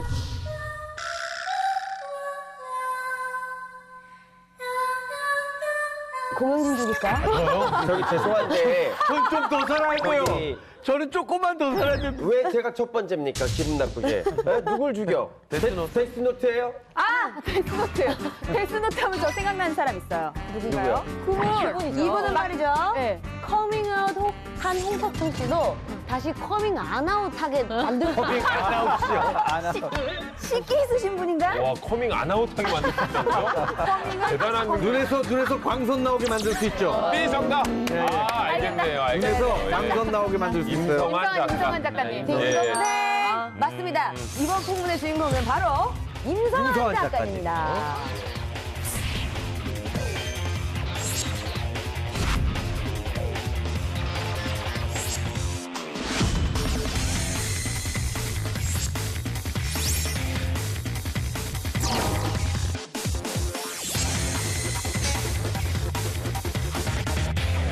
명성은 들었어요, 임성환 작가님. 근데 어떤 작품을 했는지는 모르거든요. 어떤 작품들을 좀 했나요? 그러니까 임성환 작가는 총 10편의 드라마를 한 것으로 알려지고 있는데 1998년에 보고 또 보고로 시작을 해서 장편 드라마를実施를 했어요. 온달왕자들, 인어아가씨, 그다음에 왕꽃선녀님, 하늘이시여, 그리고 아현동 마님, 보석비빔밥, 신기생전, 그리고 오로라 공주, 압구정대전. 드라마 제목들이 장난이 아니네요. 근데 특징적인 게 드라마 제목이 다 5글자네요. 그러니까 임성환 작가 인터뷰를 보면 5글자가 떡 떨어진다 이렇게 표현했어요. 그래서 일부러 5글자를 뭐 제목을 굳이 맞추려고 한 것은 아니지만 5글자 이렇게 딱 나왔다. 그래서 내용에 맞는 제목을 썼다. 근데 뭐 굳이 5글자를 맞춘 건 아니다. 그렇게 얘기를 했더라고요. 야, 임성환 작가님의 이제 드라마는 정말 왜 기사로도 많이 다뤄졌었잖아요. 욕하면서 보게 되는 드라마. 맞아. 막장이 여기서 나왔을 거예요, 아마. 갑자기 TV를 보다 웃다가 죽게 되는. 그렇죠. 눈에서 레이저 막 방선 쏘고. 뭐 그 정도 이제 애교라고 볼 수 있습니다. 쭉쭉 좀 브리핑을 해드리면은 드라마 오로라 공주에서 동성애자 역할이었던 이제 나타샤가 108배를 올리고 나서 상남자로 변신을 합니다. 커밍 안아웃 이게 커밍 안아웃. 커밍 안아웃 하는 거예요. 예. 놀랍네요. 108배를 하고 나면 커밍 안아웃으로. 그렇죠. 아니 108배로 바뀌는 거예요, 설정. 이건 진짜 조금 과한 듯한, 조금은 과한 듯한 그런 느낌이 있지 않나요? 어떻게 보면 말도 안 되는 설정이긴 한데 항상 뒷얘기가 궁금하니까 계속 찾아보고 시청률은 잘 나오고 이런 드라마. 완전 자극적인 소재 그리고 과도한 설정이 들어가서 보면서도 이게 뭐지? 이렇게 정말 의아해하는 그런 스토리가 굉장히 많습니다. 또 꼬고 또 꼬고 불륜도 그냥 불륜이 아니고 2중, 3중 또 뭐 아까 겹사돈 얘기했죠? 겹사돈이 아닌데 3중 사돈을 만든다고 이런 정말 과도한 설정을 만들어서 막장의 전형적인 스타일을 할 수 있는데 복잡하네요. 예, 가족 증명서 때문에 이거 어떻게 나오는 겁니까? 그래서 이때 그 연출자가 이거 정말 이렇게 이상한 작품 못하겠다. 실제로 연출자가 교체된 적도 있습니다. 어머. 그런 과도한 설정들이 난무를 할 때 뭐 사람들은 막장이다 이런 이 평을 하기도 합니다. 우리 풍문쇼 가족들이 생각나는 막장의 기준 뭘 것 같아요? 제가 그래서 막장의 4조건을 분석을 좀 해왔습니다. 네. 막장 4조건 공개하겠습니다. 첫 번째는 사랑했는데 알고 보니까 친척. 네, 알고 보니까 친척인 거죠. 그리고 두 번째 사랑했는데 이 사람이 암에 걸린 거예요. 병에 걸려가지고 막 아파하고 막 죽어가고 세 번째 알고 보니까 우리 아버지의 원수였어요. 그다음에 네 번째가 결국에 다 죽는다. 네. 막장 4조건이었습니다. 묘하게 설득력이 있어요. 아, 준비 많이 오셨네요. 그래요. 조사하느라 고생 많으셨네. 아, 근데 보통 정말 그런 거 상식을 좀 넘는 도덕적인 관념이나 이런 것들을 좀 뛰어넘는 약간 그런 내용이 나왔을 때 막장 드라마다 불륜 하는 게 좀 뛰어넘는 아닌가. 그런 거 좀 막장 같아요. 예. 그럼요. 그러니까 이게 진짜 막장이거든요. 설정 자체가 너무 억지스럽고 보는 사람으로 하여금도 약간 불편함이 있을 정도의 그런 게 조금 있지 않나. 그래서 그런 게 좀 불편하게 만들기 그래서 막장하면 또 이제 임성환 작가가 아니고 그렇게 연결이 좀 됐었던 것 같아요. 네. 맞아요. 임성환 작가가 막장 드라마의 거의 뭐 데모 아니냐. 거기다가 막장 전문 작가 그리고 막장이라는 단어의 창시자 막 이렇기 때문에 스타 작가는 좀 아니지 않나요? 근데 평가와는 또 별개로 이게 참 함정인 게 시청률이 늘 고공행진이라는 거예요. 그러니까 방송국은 사실은 울며 겨자 먹기 식으로 임성환 작가한테 작품을 계속 의뢰하는 거일 수도 있는데요. 찾는 사람이 많다는 거는 스타 작가의 어떤 기본 조건이고 네네. 이게 한 가지 의구점은 왜 은퇴하셨을까? 어마. 그래서 준비한 부분입니다. 임성환 작가의 은퇴 이유. 신내림 때문인가? 왜 이런 풍문이 나온 건지 대체 진실이 어떤 건지 이런 얘기를 들어봤다 하시는 분은 흥등을 좀 켜주십시오. 진짜 그런 내용을 쓰다가 지금 신내림을 받으셨다는 얘기예요? 많이 들었나요? 자, 아니 근데 네. 이런 이야기가 나온 거는 어느 때부턴가 무속 신앙에 대한 이야기, 맞아요. 무속 신앙을 기반으로 한 어떤 대사들이 이 임성환 작가 작품에 굉장히 많이 나왔어요. 뭔가 세계관이 너무 다르다라는 생각 때문에 이런 뭐 설들이 나오지 않았나 싶어요. 아니 그러면 특히 그쪽으로 좀 관심이 있으신 거예요? 아니면 그 이 풍문이 좀 진실이신 거예요? 아니면 거짓? 그런 얘기 저도 들어봤어요. 임성환 그 작가가 유체 이탈이 너무 리얼하다. 그래서 이게 본인의 이야기 아니냐. 너무 리얼하다 이런 얘기도. 예. 그러니까 저는 신내림 쪽이 무속 신앙 쪽이 아니라 약간 사주풀이 쪽, 역학 쪽에도 관심이 많다고 들었던 게 예를 들어 캐릭터를 이제 시나리오에 설명을 쓰잖아요. 그럼 생년월일이라던가 이런 거를 태어난 시간, 뭐 예를 들면 이런 디테일까지도 해서 그 사주풀이를 보는 거예요. 그 캐릭터의 사주풀이를. 그래서 약간 이 캐릭터와 맞게끔 이래서 뭐 생년월일 같은 것도 다 맞춰서 한다는 얘기도 들었어요. 뭐 그럼에도 불구하고 왕꽃 선녀님에서 못다 푼 무속 신앙 이야기를 2011년 방송된 그 신기생견에서 이어갔다고 하는데. 예, 맞아요. 그 사실 남양 특집 수준이었는데요. 신기생견 이거는 기생집이 아직 존재한다는 가정하에 그 기생집을 둘러싼 얘기를 그려낸다는 게 이제 취지였는데 그냥 난데없이 할머니 귀신이 등장한다거나 등장이면 뭐 장군 귀신, 동자 귀신 그런 막 빙의된 어떤 이런 황당한 설정이 일어나니까 이게 거기에서 그게 그 드라마의 그 눈에서 초록색 레이저 막 이렇게 그 드라마입니까? 사탕도 왜 나를 괴롭혀요? 동자 귀신이 뛰었나 봐. 귀신 같은데요? 근데 그때 그런 얘기가 되게 많았던 것 같아요. 신기생전이 아니라 신귀생전이다. 아, 그렇죠. 그런 얘기가 있었죠. 귀신전이다. 워낙 그 귀신들이 많이 나오다 보니까. 그러니까 그 무속 신앙에 대한 좀 집착이 많으신 것 같아서 혹시 진짜로 이게 신내림을 받으신 게 아니신가? 그 부분을 제가 조금 덧붙이자면은 그 신내림 받은 건 전혀 아니고요. 무속 신앙은 전혀 관계가 없고 본인이 이 부분을 너무 리얼하게 예를 들면 어떤 배우가 어떤 작품에서 아주 밉상으로 나오면 사람들이 시청자들이 욕하잖아요.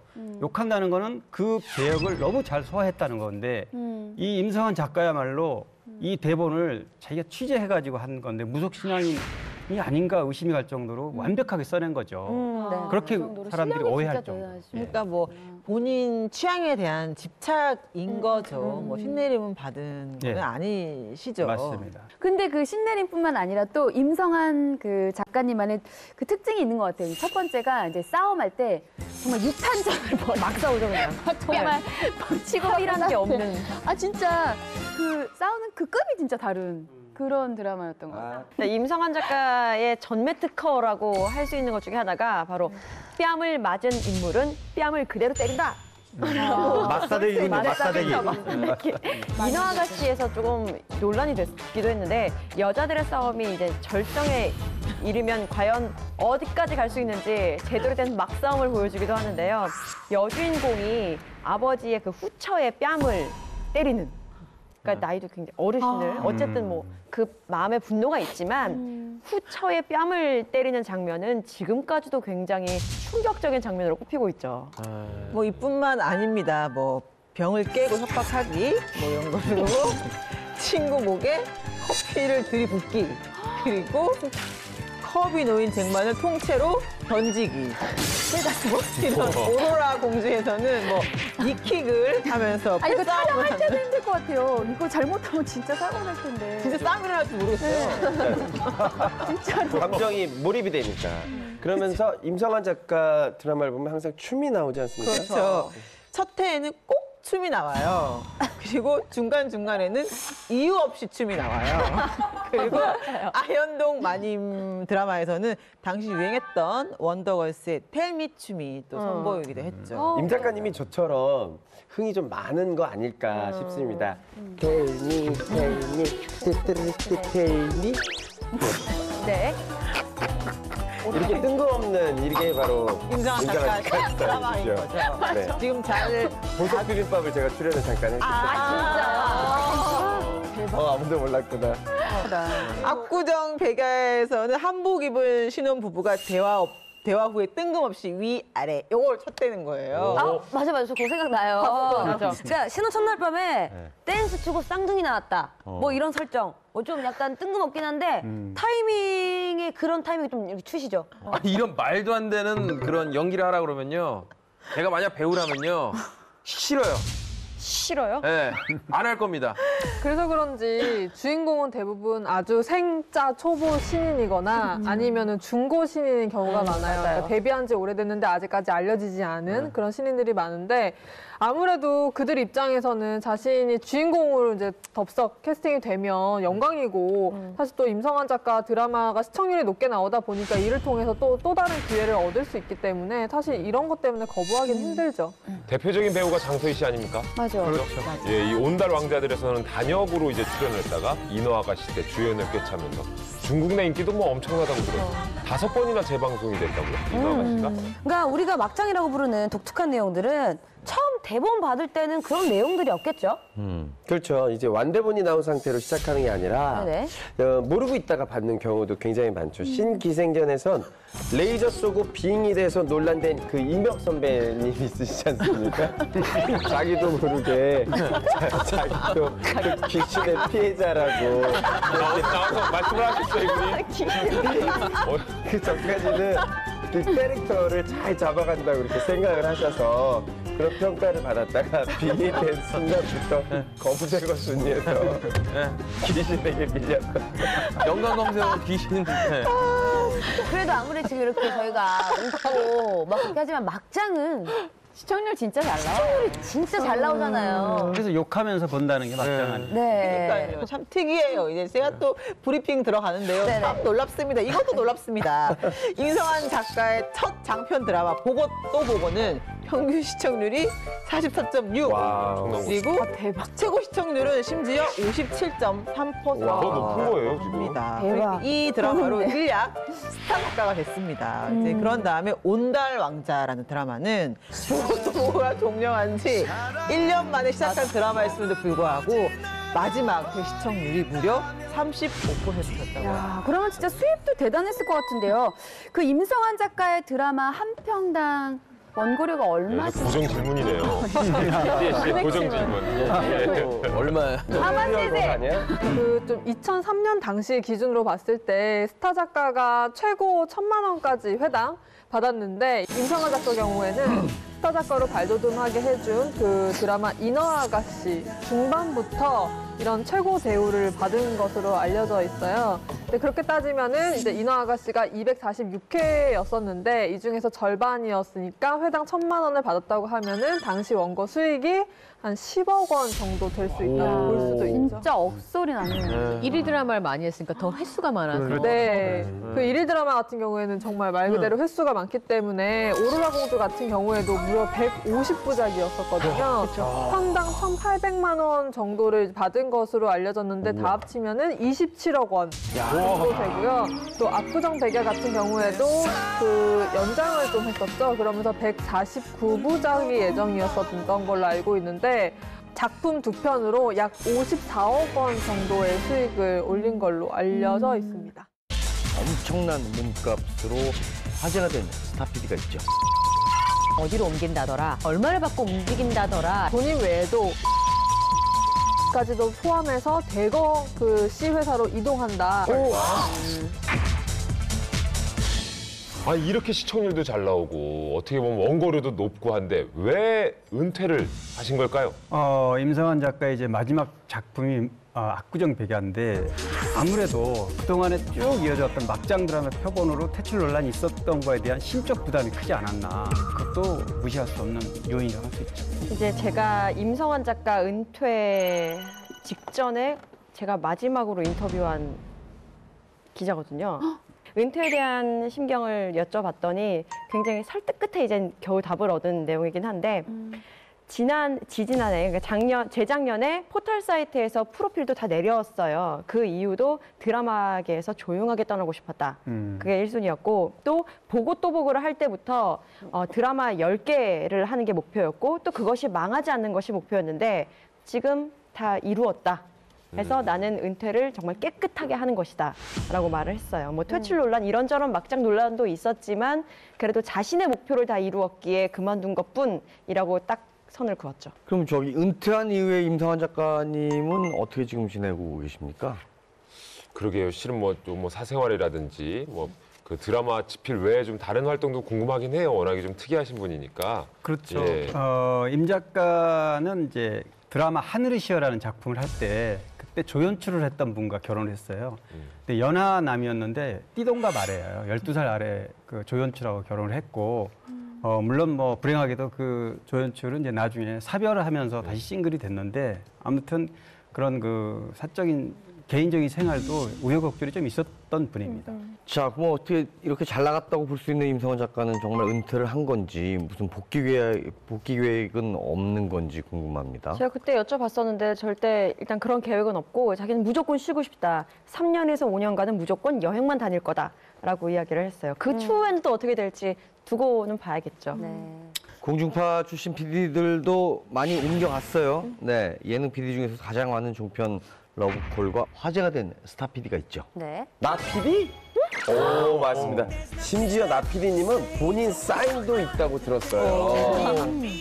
정말 그럴만하죠. 근데 이제 그분 같은 경우에는 K본부에 있을 때부터 이미 스타 PD였어요. 그렇기 때문에 C 회사로 옮길 당시에 뭐 엄청난 계약금을 받았다, 연봉이 엄청날 것이다 라는 관련 소문들이 되게 많았었죠. 그 나영석 PD가 이적설이 나던 거는 이제 2011년 4월부터 나오기 시작했는데 그때 이미 이제 1박 2일 먼저 연출했던 선배 PD 이명환 PD가 옮겨가 있는 상태였고요. 그래서 나영석 씨는 계속 부인했단 말이에요. 그 당시에 강호동 씨가 K본부와의 그 회당 계약이 얼마 남지 않아서 화차를 할 것이다라는 이야기가 좀 돌고 있던 시기였었어요.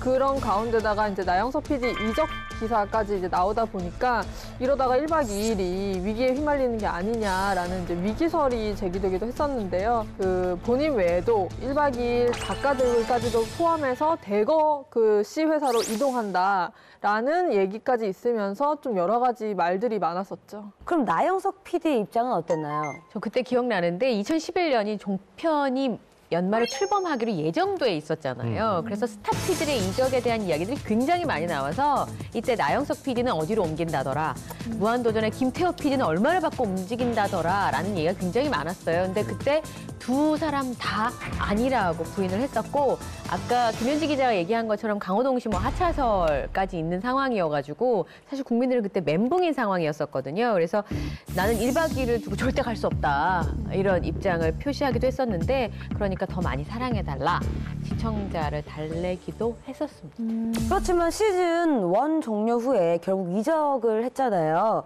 결정적인 계기가 있었나요? 나영석 PD의 말에 의하면 정말 지나친 강행군이 원인이었다고 해요. 1박 2일 같은 경우에는 그 5년 동안 쉴 틈 없이 달려왔고, 그 기간에 뭐 멤버 교체도 있었고 아이템 고갈도 있었고 스텝의 변화도 있었고, 굉장히 제작진 모두가 피폐해진 상황이었는데, 그래서 나영석 PD는 회사에 이제 시즌제를 도입하자라고 이야기를 했었죠. 아니면 뭐 3개월만이라도 쉬게 해달라, 그럼 더 좋은 프로그래머로 보답을 하겠다 했는데, 이 회사 입장에서는 뭐 광고 문제도 있고 여러 가지 상황들이 겹쳐 있다 보니까 그것을 들어주지 못하게 된 거죠. 시즌제라고 하는 게 드라마가 아닌 다음에 대한민국에서 지금 현재는 좀 쉽지 않은 결정이었으니까 아마 좀 어려웠던 것 같고요. 그래서 2012년 2월에 나영석 PD가 KBS에 사직서를 내고 CJ 향을 결정을 했었습니다. 그러니까 또 말을 좀 첨언하자면 저랑 인터뷰를 한 적이 있었어요. 근데 그때 이런 이야기를 하더라고요. 그러니까 회사를 옮긴 이유 중에 하나가 그 보통 40대가 넘어가면 PD분들은 이제 현장에 나가지 않고 뒤에서 이제 뭐 CP나 EP가 돼서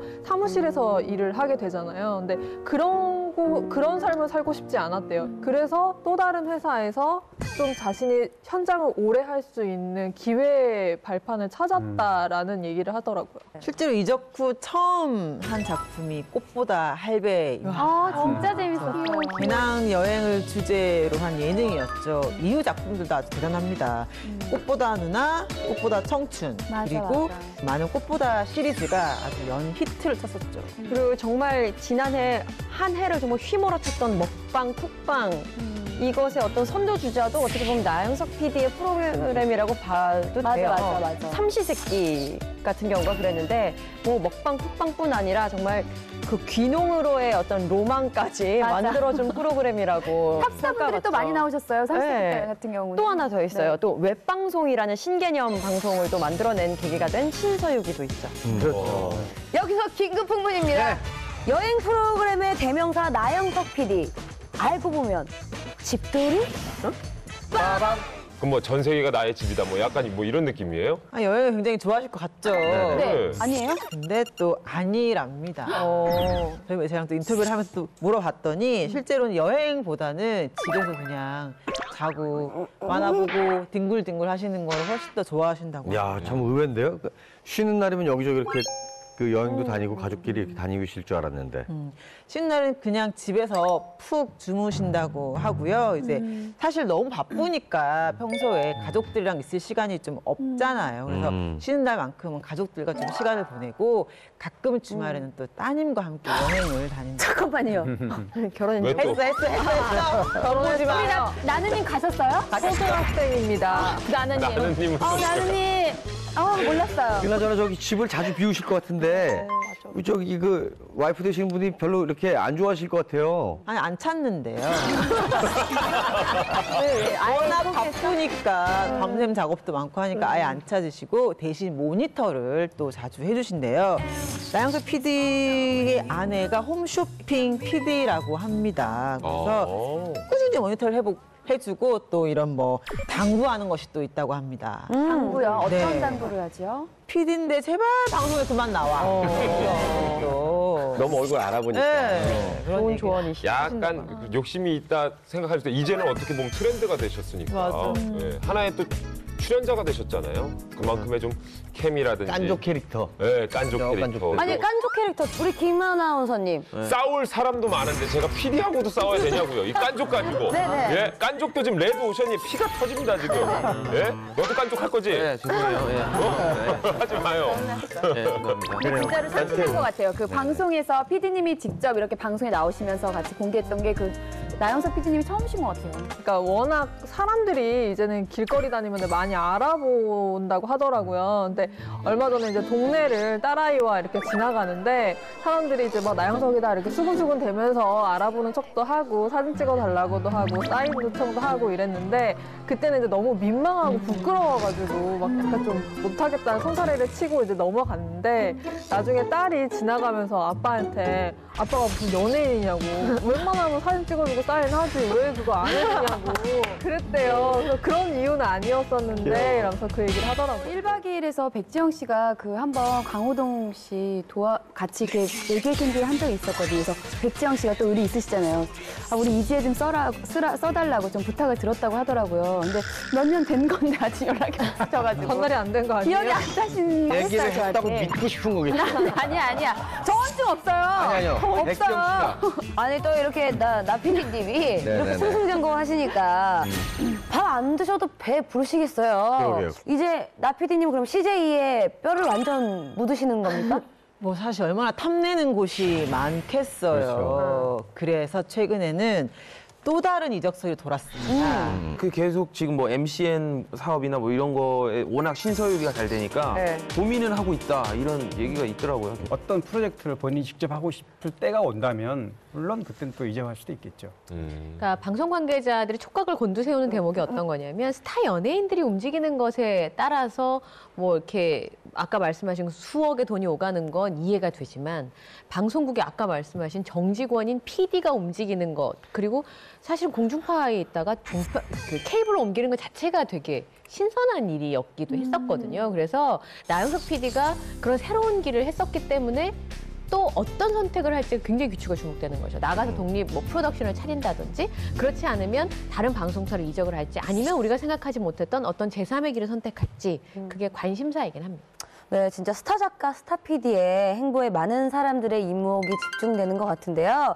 나영석 PD 외에도 이적을 한 분들이 진짜 많이 계시잖아요.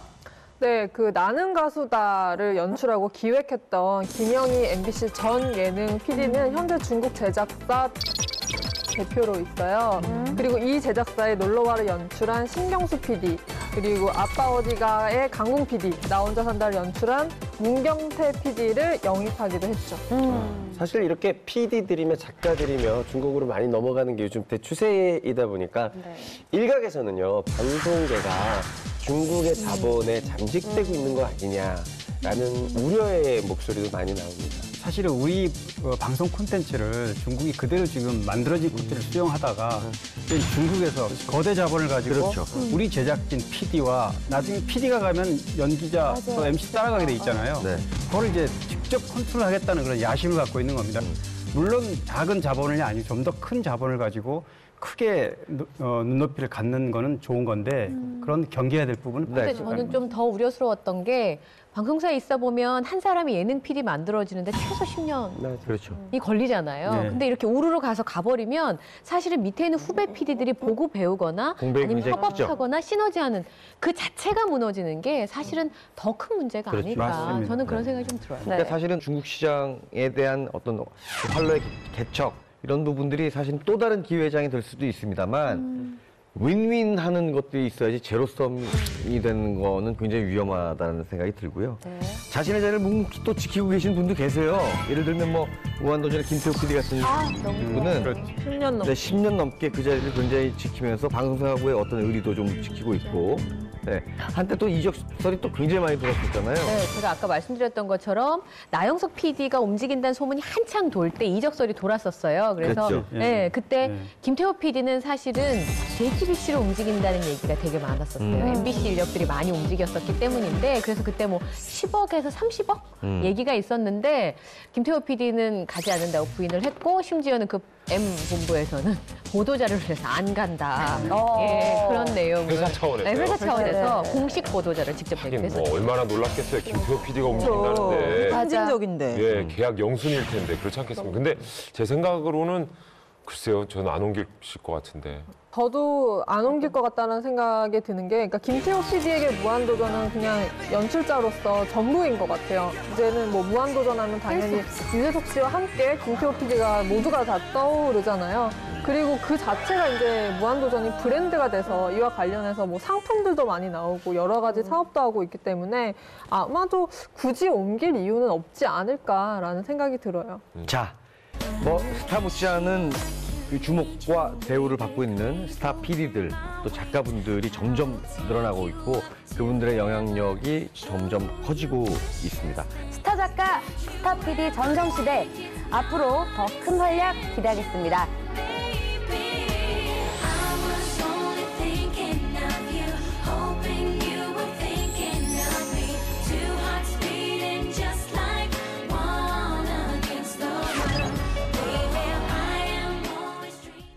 오늘 준비한 풍문은 여기까지입니다.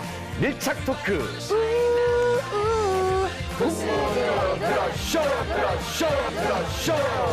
그래서 이라고 궁금한 풍문과 함께 찾아오겠습니다. 감사합니다. 감사합니다.